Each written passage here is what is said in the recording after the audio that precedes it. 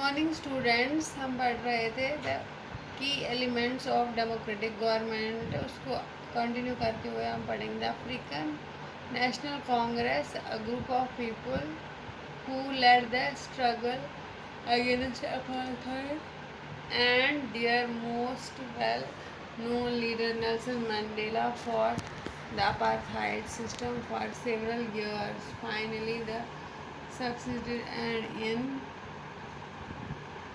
1994 South Africa became a democratic country in which people of all races were considered equal.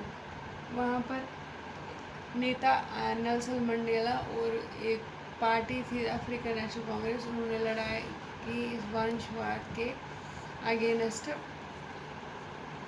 और बहुत साल तक संघर्ष के बाद वहाँ पर लोकतंत्र की स्थापना हुई।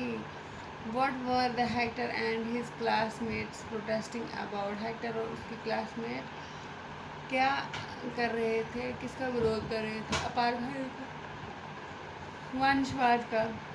List 5 ways in which the non-whites were discriminated.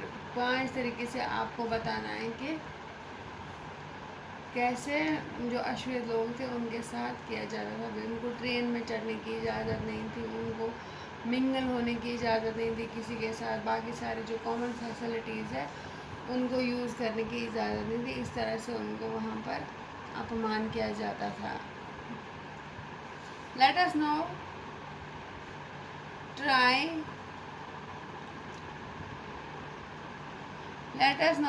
to understand what a democratic government means to all of us. अब हम आपको समझाने की कोशिश करेंगे कि लोकतंत्र सरकार का मतलब क्या होता है।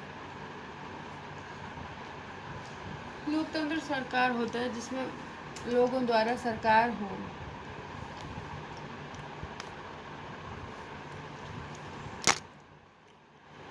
Y do we have regular elections? हमारे इस देश में रेगुलर इलेक्शन क्यों होते हैं? You have already read in the previous chapter that people make the decisions in the democracy. आपने पहले पढ़ा है कि लोकतंत्र में लोगों द्वारा ही शासन किया जाता है। लोग कुछ प्रतिनिधि चुनते हैं और वो लोगों के लिए ही काम करते हैं। थ्रू वोटिंग, वोट द्वारा इलेक्शन में पीपल इलेक्ट लीडर्स, वो अपने नेता को चुनते हैं टू रिप्रेजेंट दम, उनका प्रतिनिधित्व करने के लिए। They representatives take decisions on behalf of the people, और ये इनके प्रतिनिधि लोगों की तरफ से फैसला लेते हैं।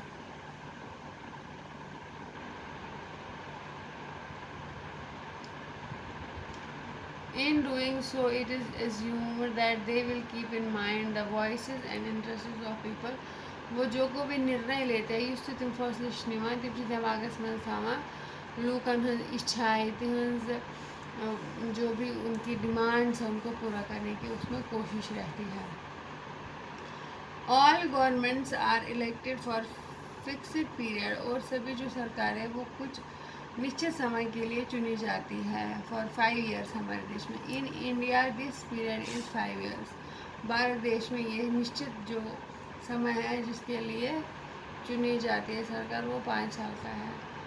once elected governments can stay in the power duty for that period, और उस काल तक वो शासन करते हैं। if they want to continue to be in power then they have to re-elected by the, अगर वो चाहते हैं कि वो फिर से शासन करे तो इलेक्शन में उनको फिर से आना होता है जीत के। In the moment when people can sense power in the in this way the power of the government gets limited by regular election, और इन इलेक्शंस की वजह से वो अपने काम पर ध्यान देते हैं। लोग इलेक्शंस के द्वारा उनको हटा भी सकते हैं, इसलिए वो लोगों के लिए ही काम करते हैं। थैंक